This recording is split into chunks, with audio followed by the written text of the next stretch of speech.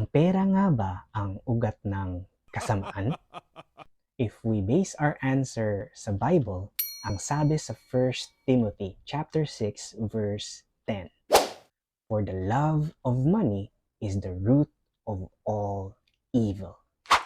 Therefore, hindi pala masama or mabuti ang pera. Money is just neutral. Money is simply a magnifier.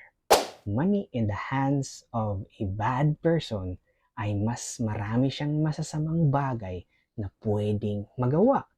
And money in the hands of a good person ay mas marami siyang mabubuting bagay na pwedeng magawa. Kaya kapatid, as a good person, obligasyon mo na yumaman. Pag yumaman ka kasi, mas magiging madali ang pamumuhay mo. Mas magiging maganda din ang pamumuhay sa mga taong nakapalibot sa iyo. Hindi masama ang pera.